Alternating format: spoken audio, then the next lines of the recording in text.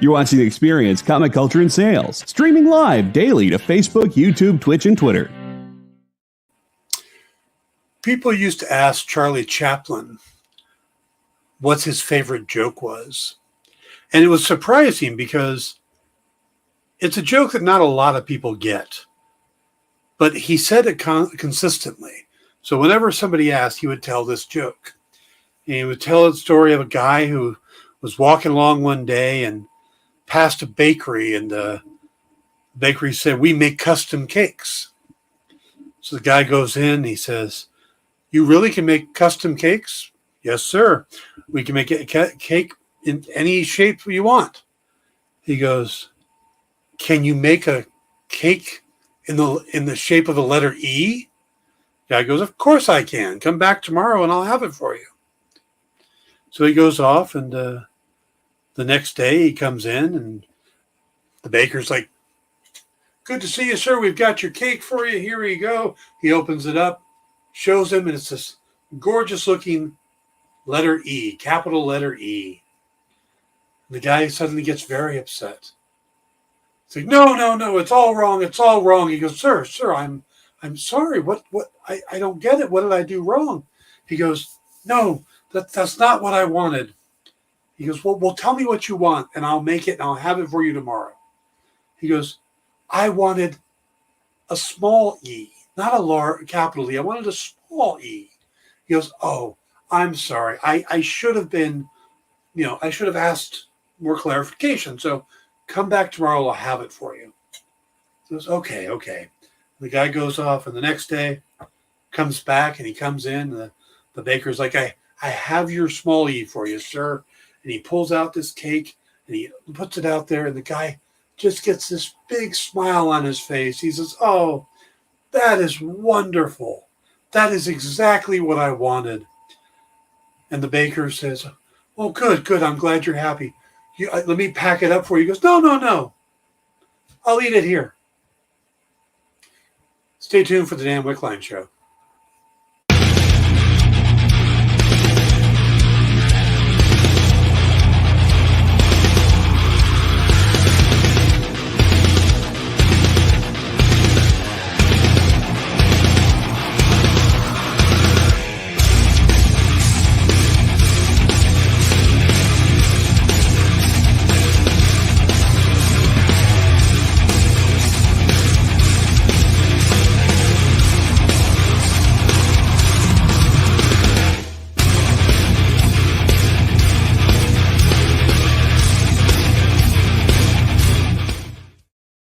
Good afternoon, everybody, and welcome to the Dan Wickline Show here on The Experience. I have a feeling Jay is sitting there going, "Wait, why is that joke funny?" Or maybe Jay liked it. Jay, did you get the joke? No, but I still laughed.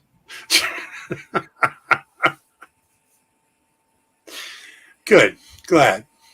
So, hey, Edward, how you doing, sir?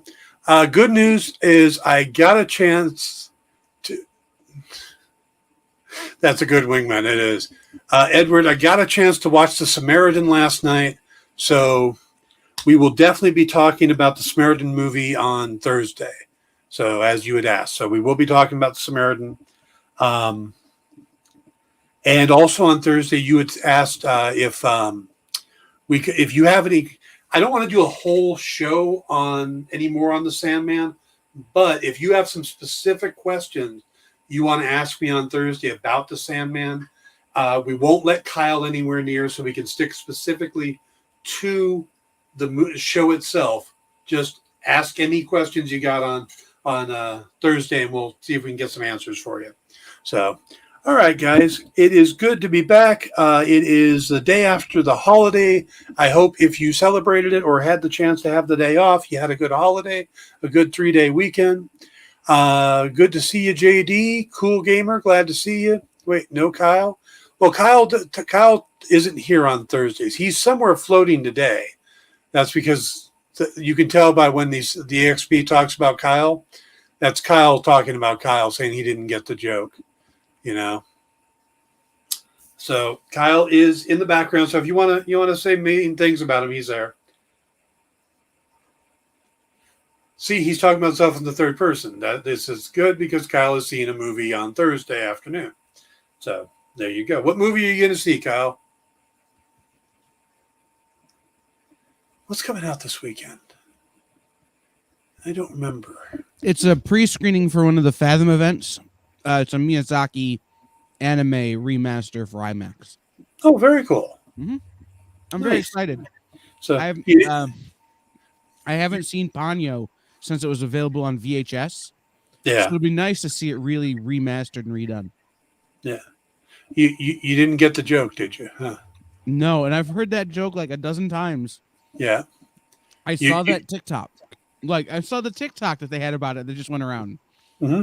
And I still don't get it. It didn't matter what shape the cake was in. The guy was just going to eat it. Why did it need to be a capital or a small e? I still don't get it. That's why it's funny. That is why it's funny. Okay. It is Tuesday, and by request, we are going to try something new. Now, you guys know that Kyle, Jay, and I, we do a show later in the evening called In Stores This Week.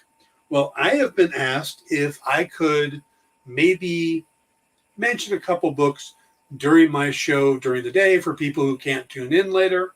So we are going to do something called Good, Great, and Getting There. All right. So basically, I am going to highlight 3 books on Tuesdays, the day before New Comic Day. Though I'm not sure if New Comic Day is tomorrow or Thursday because of the holiday. It's probably still tomorrow. But we got 3 books that I'm going to point out that I think are either good, great, or getting there, as in there's some potential there. So let's start with the good. Jay? Yes. This is Star Trek number 400. This is a really good book. If you are a Star Trek fan, and it doesn't matter if you're a fan of the Next Generation, the original generation, this is... Yeah, it was Nick who suggested it, but... So this is what I thought was just a really well done celebration for a 400th issue. It's a bunch of short stories. There's one written by Will Wheaton. Of course, it's a Wesley Crusher story. There is this really neat one that opens it up that you think is Captain Kirk basically wrapping up his time on the Enterprise, and you realize it's not Kirk, it's somebody else leaving, but it's a good retrospection of the original series.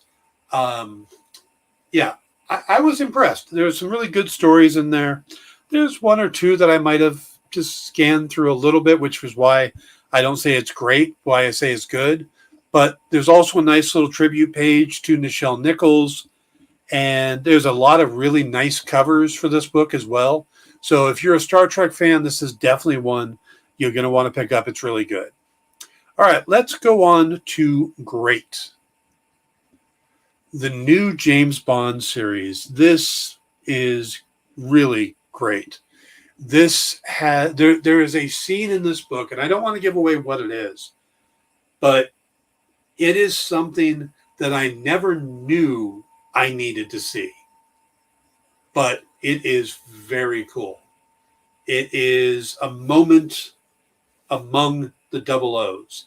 And that's what I love about this particular series is I've always thought that the Bond franchise should have expanded by going in and following other double O's. Like there's a big movement on there to cast an African-American, I can't say African-American because basically a black double O or a person of color double O or a female double O, but they all want them.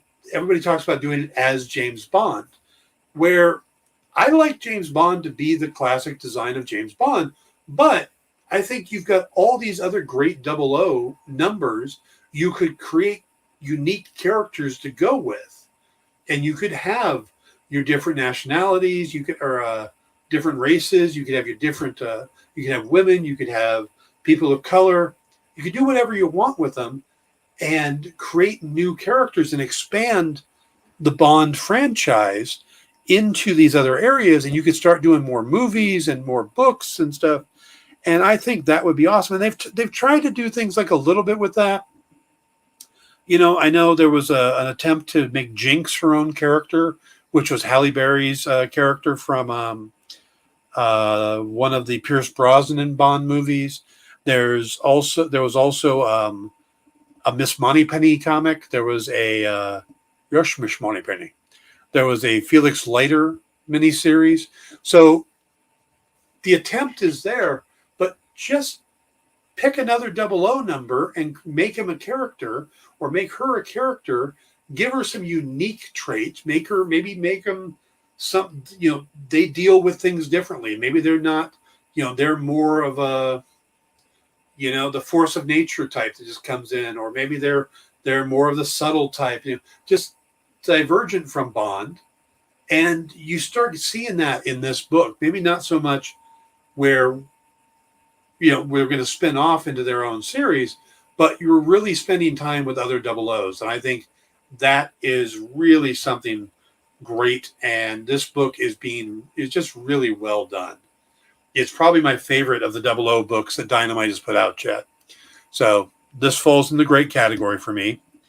And the Getting There book, Teenage Mutant Ninja Turtles number 132. I have made it clear, I think, in all my reviews that I've never been that big of a turtle fan. I mean, it's a neat concept, but I never really took it seriously. You know, it's a kind of a spin-off of a Daredevil origin story. It's, to me, was more of a parody comic, or, you know, a silly type comic. And I know that it's not. I know that there's a fan base that loves this series. But I always think of it as Saturday morning cartoons and the movies and Cowabunga Dude and all of that. This run they're doing, this new Armageddon game, is really getting my attention. I have loved the prequel stuff it's done. This is the second part of Shredder training them in a way they need to take on the Rat King. You really get diving deep into these characters and getting really to see the differences in the Turtles. And I'm really, really enjoying this series. So Kyle may be winning. You know, Kyle may have a new friend to talk Turtles with, because this is really starting to win me over. So this falls in the Getting It category for me. And if you're already a Turtle fan, there's a good chance this is going to fall in the great category for you. So those are my 3 books for this week. They all come out tomorrow, along with little self-plug here, if you guys don't mind. My Karma graphic novel comes out tomorrow. It should be in stores if you ordered it. This is a erotic romantic graphic novel. It's kind of in the same vein as Sunstone or stuff like that. So Sunstone, Swing, Paprika, Sweet Paprika. So if you're into those kind of books, this is right up your alley.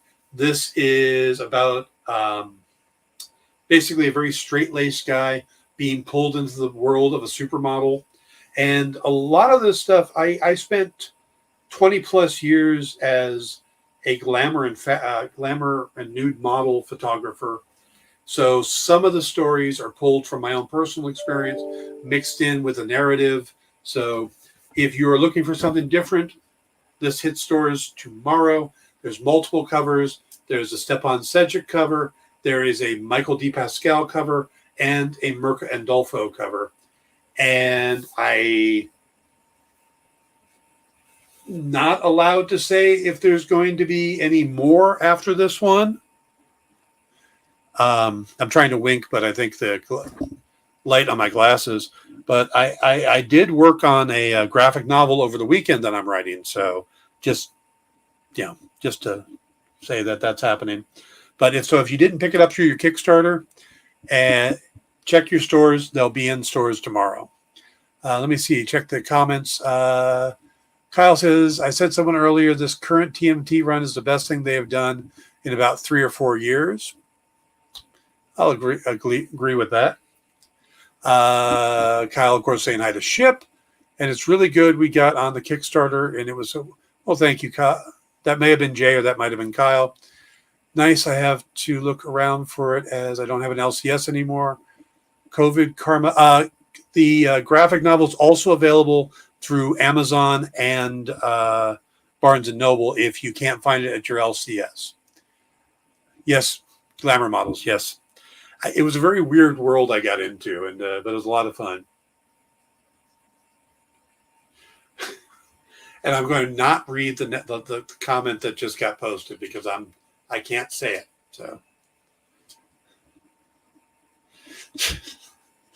all right. So we are going to talk about She-Hulk. There's a lot of stuff going on with that.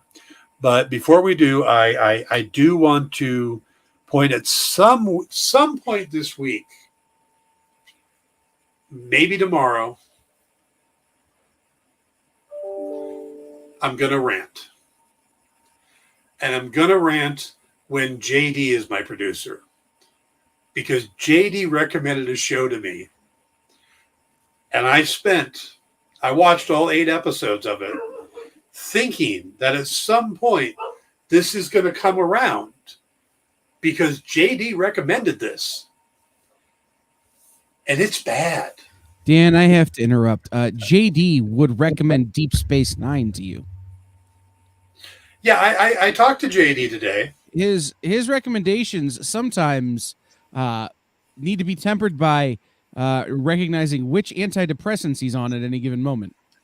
It turns out JD likes bad things at times. Yes, he enjoys watching bad things, and that's what he said about this particular show. And the show is The Terminal List, by with Chris Pratt and Taylor Kish, and Jay Courtney, and it's not good. It's not. Yeah. JD referred to it as Red State John Wick, and that's all I'm going to say about that. So, and then before we go to break, I do want to bring up the one sort of big piece of news today. Kyle is leaving to avoid She-Hulk as he only just renewed Disney Plus yesterday. They're like half-hour episodes or less. You could have watched them all in no time. I got it with Disney Plus. I got the Disney Plus, Hulu Plus, ESPN Plus bundle. Yeah. And wasn't really in the mood for She-Hulk, so I started watching Welcome to Wrexham. I should get that bundle, but... And I just haven't gotten around to it yet. That's my goal for tonight and tomorrow. Yeah, I think I need to call and get all that the Disney bundle. shows. Yeah, because I've got Disney Plus and I've got Hulu, and I'm paying for them separately because I bought them before they bundled them. So... And somebody just announced a deal on the bundle where you get it for like $9.99. So maybe check that out. Okay. So, but the last bit of news I want to get to is we talked a little bit last week that perhaps Warner Brothers Discovery had found their Kevin Feige in a guy named Dan Lin. And Dan has been a producer on a bunch of different things. He used to be at Warner Brothers. He's got his own production company called Ridgeback. He's involved in a bunch of big movies, the Lego movies. He was involved with the TV series Forever. He seemed like a really good choice. He was also mentored by Alan Horn, the guy who's currently looking for their DC's version of Kevin Feige. Well, it has been reported today that it's not going to be Dan Lin, that he's not leaving Ridgeback. And it's been mixed. Original reports say that he turned it down, Now it seems like maybe they just didn't see eye to eye after all. But as of now, the conversation continues. They're going to keep talking to try to find somebody. So we'll have to see who it's going to be. I renew my idea that they may pluck somebody from the producer crew over at Marvel, because getting somebody like Stephen Broussard or Nate,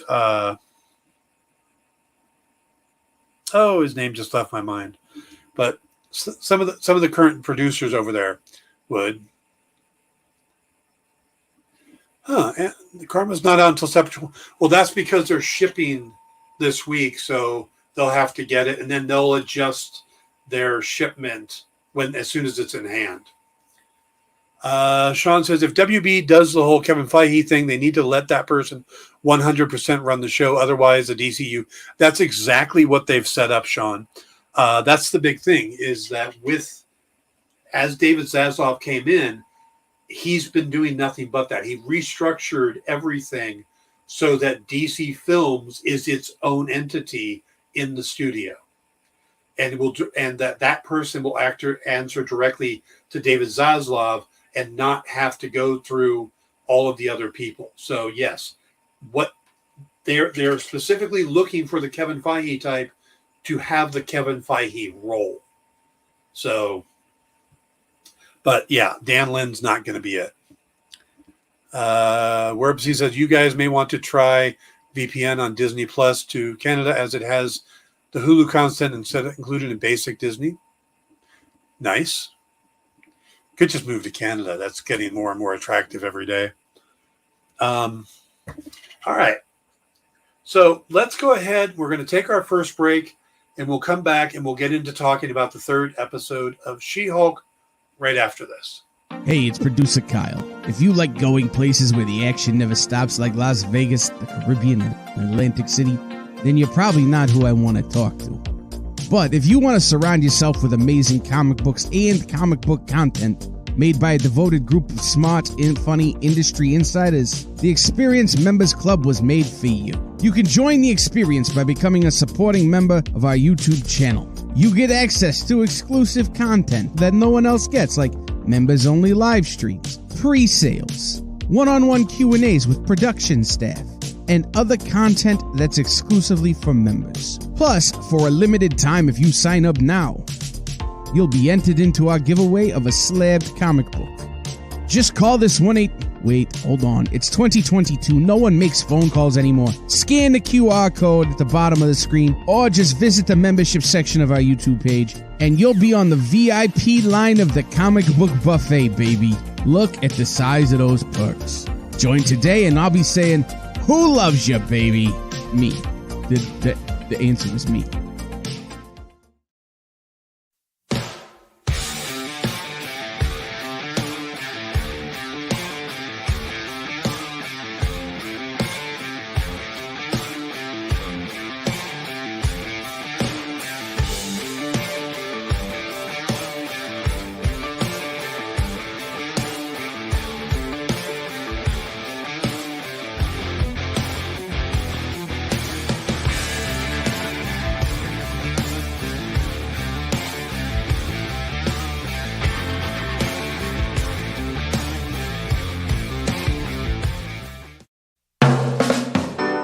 Get the inside scoop on everything happening at the Experience every week.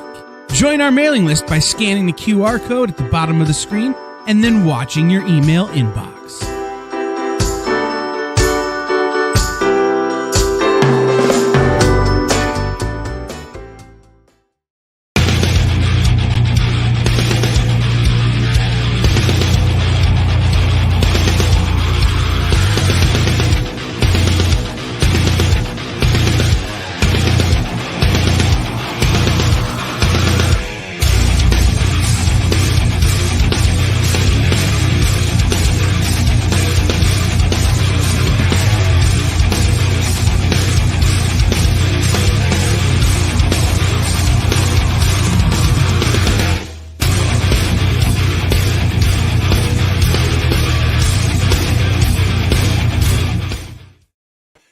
everybody. Welcome back to the Dan Wickline Show here on The Experience.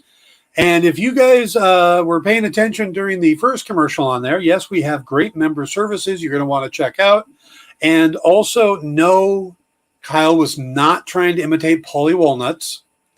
That was actually him trying to imitate Tony Savalas? No. Is it Tony Savalas? Yes, it was Tony Savalas.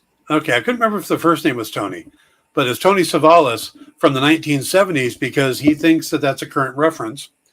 Actually, I think it was JD who suggested that, but so it wasn't Paulie Walnuts. Tully Savalas? Yes. Tully Savalas, that's it. Thank you. Tully Savalas. I knew Tony wasn't right, and it just wasn't getting back in my head. Tully Savalas. So that's a great way to see if anybody's actually paying attention just by throwing something out there like that. I was fixing to say, I think we're all wrong because it's Telly Savalas. I think like television. Yeah. Yes. He was the TV version of Yul Brynner. Let that one sink in. All right. Let's talk about the She-Hulk episode. I feel funny talking about the She-Hulk episodes because they're so short that I think we spend more time talking about them than the actual show is. Yep, with the lollipop as Kojak. So, this latest episode of She-Hulk, it's funny because it's got multiple controversies coming out of it, which I think is just bizarre because it's like, well, wait a minute. This one came in at like 32 minutes. They're supposed to be half-hour sitcoms. So they come in at between 22 and, I mean, with credits, they're closer to 30, 32, like that. So the first episode didn't feel short, and it was a little longer. The second episode ended, and it's like, wait, what? How is that done? The third one was better, but the third one actually felt more like it was an actual half-hour sitcom because it had an A plot and a B plot that both got resolved, which I thought was pretty good. Yeah, and that's the thing is that the people losing their mind about the twerking is one thing, but there's a whole nother thing coming up now that people are going insane about. But we're going to get to that. But breaking down the episode is pretty straightforward. The A plot is Jen is basically representing Blonsky at his trial or his parole hearing. We have to resolve the fact that there's footage of him out there in a fight club while he's supposed to be in prison. And they reach out, they find, he says, well, the Sorcerer Supreme Wong got me out of here against my will, but it was my own volition to come back. And Wong shows up and absolutely covers that.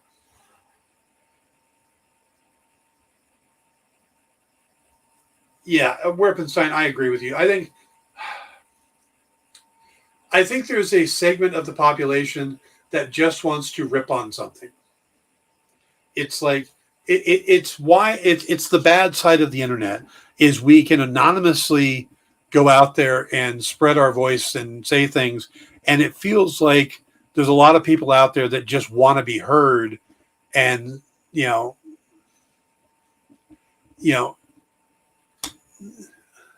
that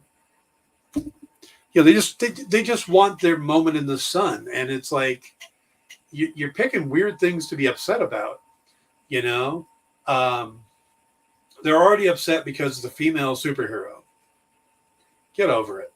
Then they're upset because Megan Thee Stallion's in there and they're doing the twerking thing in the closing credits. It's a silly joke. They've been doing joke endings each time. The whole thing about Captain America having sex.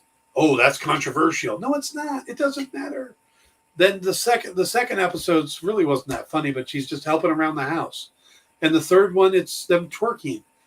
They did that because Tatiana Maslany is a huge fan of Megan Thee Stallion. They thought, hey, we got her here. Let's have some fun. And by the way, if you haven't seen them, you should look for the behind-the-scene photos of it. And you see Tatiana Maslany dressed in her mocap suit on a platform to try to raise her up to the right height. And it's hilarious because that woman is tiny. And Megan Thee Stallion is a good size, is tall. So, yeah, you know what? I got to say that I am not necessarily a fan of Megan Thee Stallion, not because I don't like her music, but I hadn't heard it, and I still haven't, unless they used it as the closing credits. So I don't know who Megan Thee Stallion is, but I get the idea that she's this famous person. The CG when she's walking in the office with her hair up was pretty bad. Yes, that I will give you that. The CG on that just stood out to me like, oh, no, that's bad. So there is some moments the CG could definitely be better.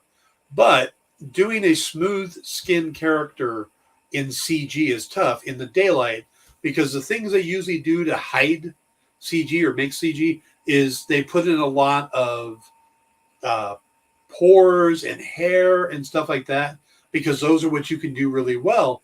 Well, women aren't supposed to have all that. They're supposed to have smoother skin, or at least that's, what makeup industry does. So it's a lot of stuff is going against them on that.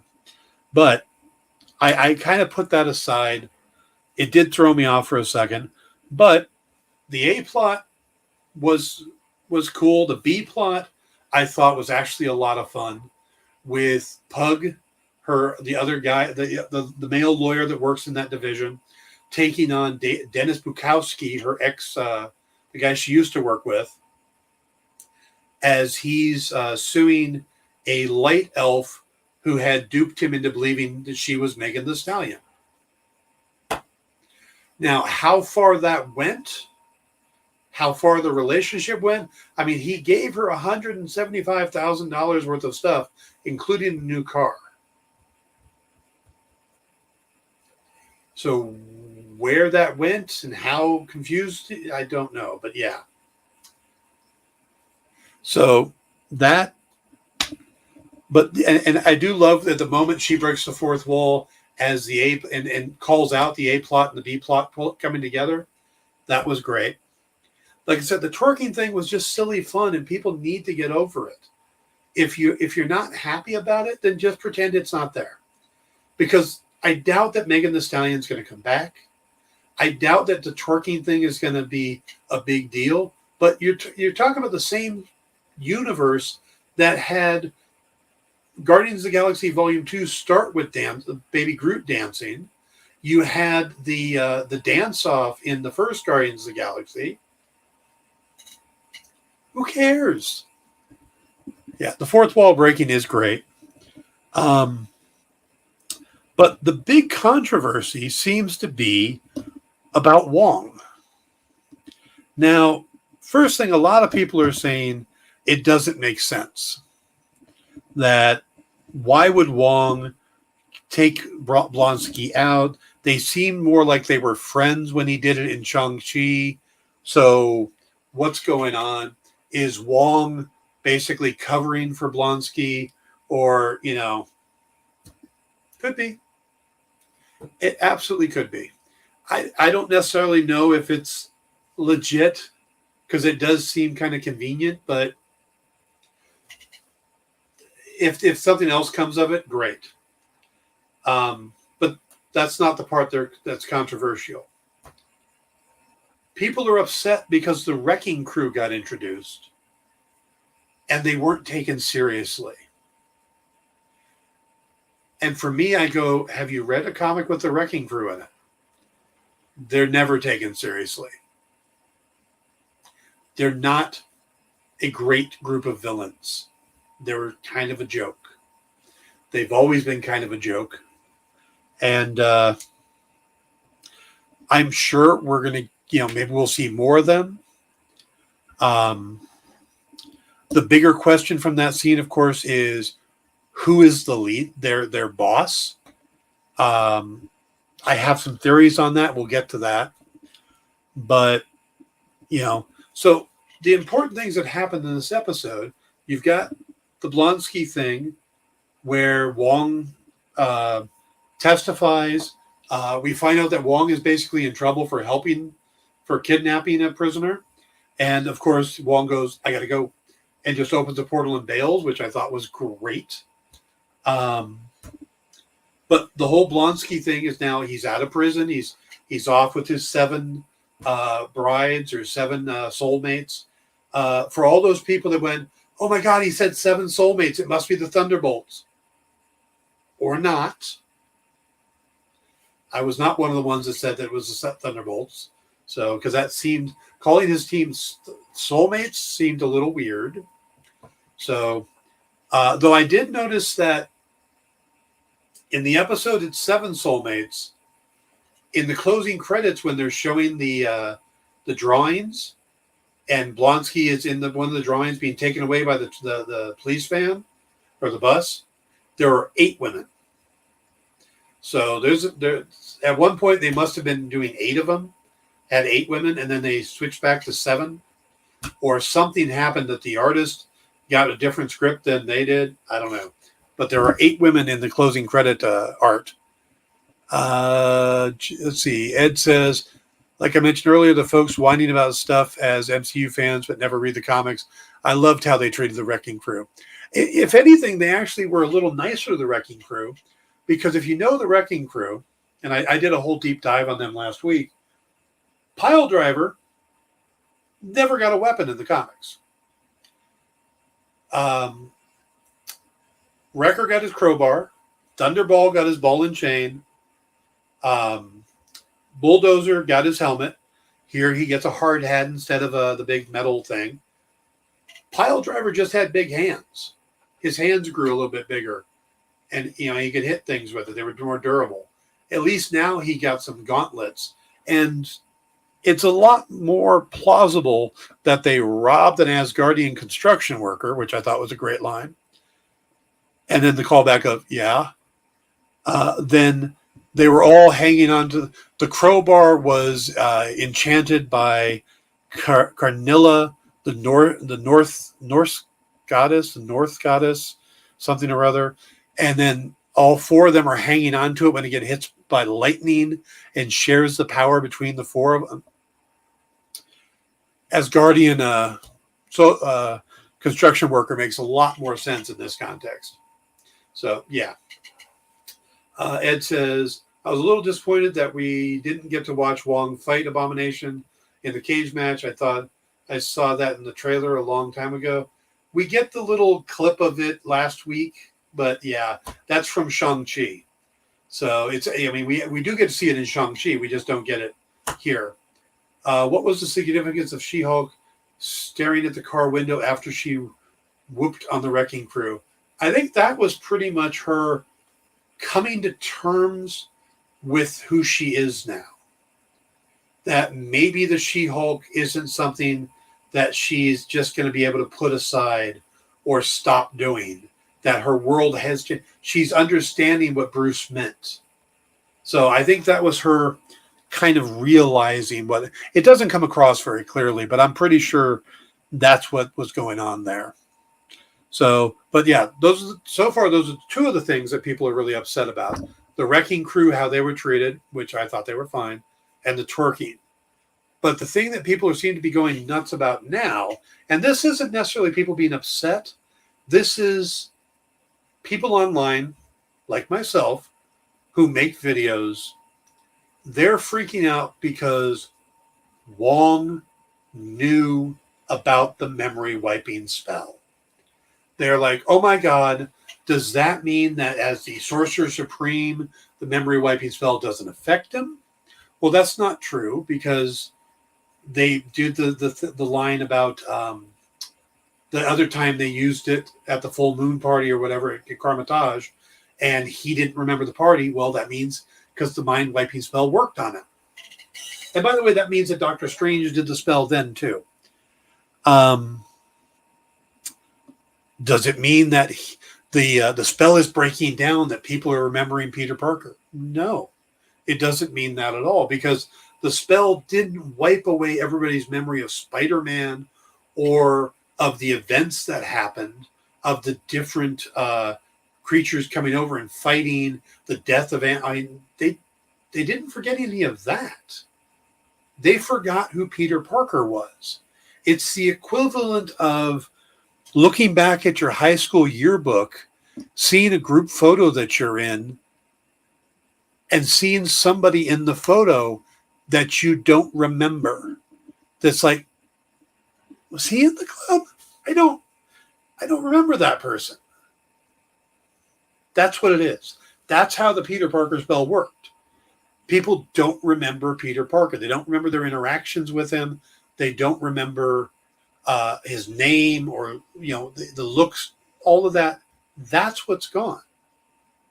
So the things in the sky, all of that didn't go away. That's not what they wiped out.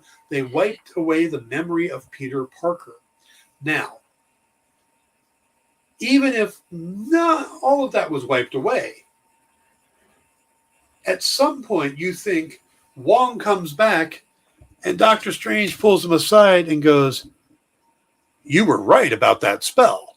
It just got messy, horribly messy." And he tells him what happened because he's the Sorcerer frickin' Supreme, and he probably needs to know that they broke them into the multiverse. This is information that Wong would need to know as the Sorcerer Supreme. And yes, Doctor Strange is very cavalier about things, but I don't think he would necessarily keep the information secret.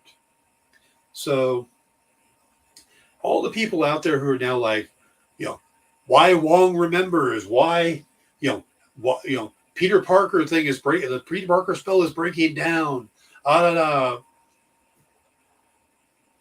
You're reading way too much into it. Okay? Wong probably remembers the events because that's not what they wiped away. They weren't erasing that. They were erasing Peter Parker. And before that Peter Parker was Spider-Man. That's what they were trying to erase. They weren't trying to erase that Mysterio was killed. They weren't trying to erase the battle at none of that stuff. They were just trying to hide his identity. So, of course, Wong remembers. Now, I love the fact that he is just very much, we're not doing that because that gets very messy. And she's like, and unethical. So somebody should have said that at some point during No Way Home. All right, let's take a quick break. We'll do our second commercial. And when we come back, I got a little more to talk about She-Hulk, and then we'll wrap it up. So we'll be right back.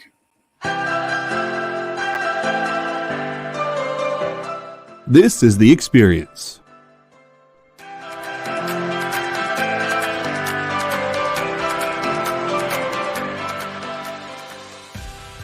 Good afternoon, everybody. Hey there. Hi there. Oh there. You're as welcome as can be. Hi, I'm Nancy McCann. Welcome to Friday Night Live on The Experience. Welcome, everybody. It's Fat Jack's Comic Crypt. Brendan, Al, Jason, hanging out. There I am. Welcome back to Kicking It with Henry, folks. I'm your host, Henry Kumpa. It's great to be here with you guys. So we are going to talk about books that are in stores this week. Hi, everybody, and welcome to Mishmash. Hello, and welcome to the Black Comics Universe, presented by Peep Game Comics.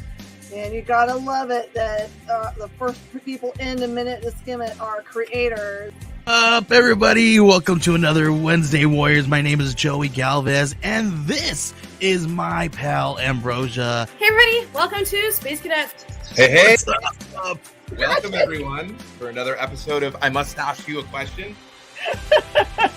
Hi, everybody! Welcome to Nerd News Now. Hey, this is Rex. Welcome to Comic Collectibles. Hey, hello, all you happy people. Welcome to the damn Wickline show. Hi, everybody, and welcome. This is the crazy show that we do on Thursdays called What's in the Box? What's in the Box? Comic culture and sales.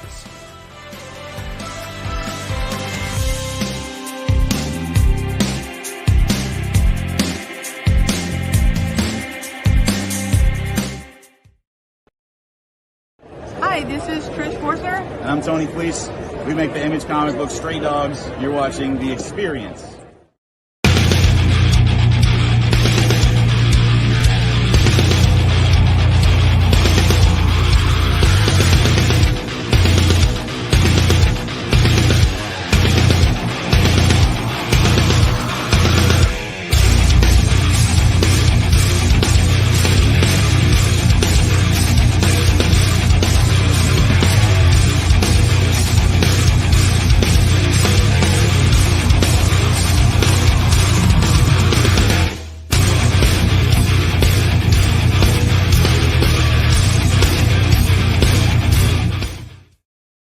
All right, everybody, welcome back to the Dan Wickline Show here on The Experience. It is Tuesday, so coming up tonight, we have a Minute to Skim It with Miss Jen and her crew as they go over the books coming into shops this week.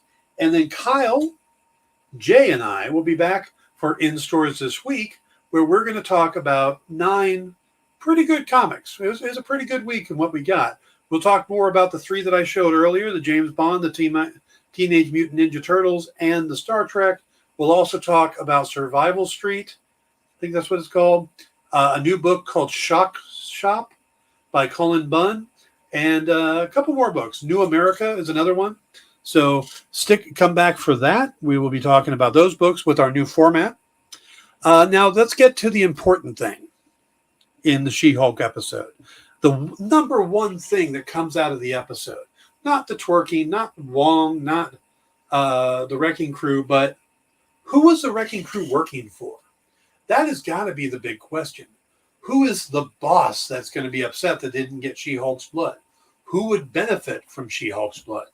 Now, there's a good chance it could be somebody we've never met, we don't know about. And in that case, there's nothing we can do about that. I think it's probably somebody we have come across before. So some of the top candidates, I've heard a lot of people talking about the Kingpin. Now, I don't necessarily think the Kingpin's the type that would want Jennifer's blood or Jennifer Blood, which is a book from Dynamite, but that aside, she wouldn't want Jen's blood because it's not really his thing. He's not really a guy that makes villains and stuff. Somebody who does make villains, the Power Broker. The Power Broker who wanted the super soldier serum, has access to all those things. It could absolutely be Sharon Carter as the Power Broker or whoever the Power Broker is. We're supposed to believe it's Sharon Carter, and I still think it is. My friend Paul Story swears to God it's not Sharon Carter because there's no way Sharon Carter would do that. He's a little bit of a Captain America fan. But I think the Power Broker is a good choice. Makes a lot of sense. I've heard people talking about Val from the Thunderbolts. Maybe, they wanted to make their own A-bomb character or whatever. If they don't get Abomination, then they, get their own version. So there's a couple good options. But my favorite option is for them to bring back the leader. We met him in the first Hulk movie. They're bringing back Tim Roth for this. They've already brought back William Hurt. They're tying it into the Hulk movie. In a lot of ways, this is Kevin Feige doubling down on the Hulk movie, just like he did on Thor: The Dark World during Avengers: Age of Ultron. Avengers: Endgame. The way he doubles down on Trevor Slattery as... when we keep getting Ben Kingsley back again and again, he's going to come back for more Wonder Man. So to me, it's a way for him to double down on the Incredible Hulk as a film that does not get enough credit in the MCU. So yeah, I want them to bring back Tim Blake Nelson as the leader. And I think that's where we're going because it makes a lot of sense for this TV show to have the leader come in. He's a Hulk villain, but he's also one they could do on TV with, they just have to stretch his forehead and they could do it practically with, makeup and stuff. They could do it CGI. Tim Blake Nelson would be a lot of fun. The only big question for bringing him back would be which version of the leader, and I don't mean which by different people. It's always been the same character, but there's two designs for him. There's the classic design with the really tall forehead and the widow peaked hair. And then there's the one that looks more like his brain exploded out the top of his head that Todd McFarlane designed. I think it's McFarlane designed it. Or it might look like the bottom of a scrotum turned upside down. So which one they're going to go with, that I don't know. Yeah, exactly. It would give more validation to the Ed Norton film, which I think is part of what they're doing here.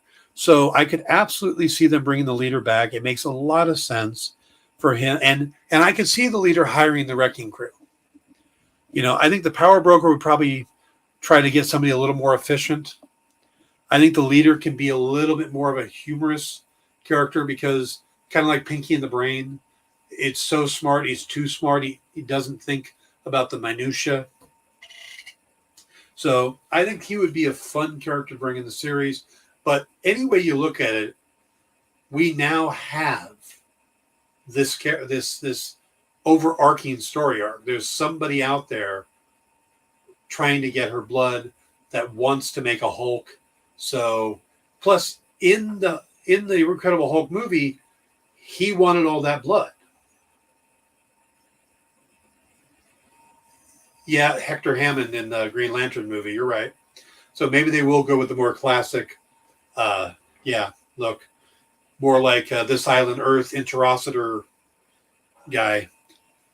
But that would. Yeah, I don't think they want to go too much like Green Lantern. Anyway, we've got our backstory now. We've got our overarching story arc. Or, that's what we've been missing. The first two episodes were the setup. They probably should have put those two out at the same time and then this be the standalone, but now they're doing it this way. So whatever happens this week, I expect they're going to start moving the backstory along, but a little bit at a time, and then eventually we'll meet who it is. We do have 6 more episodes, so they got a little bit of time.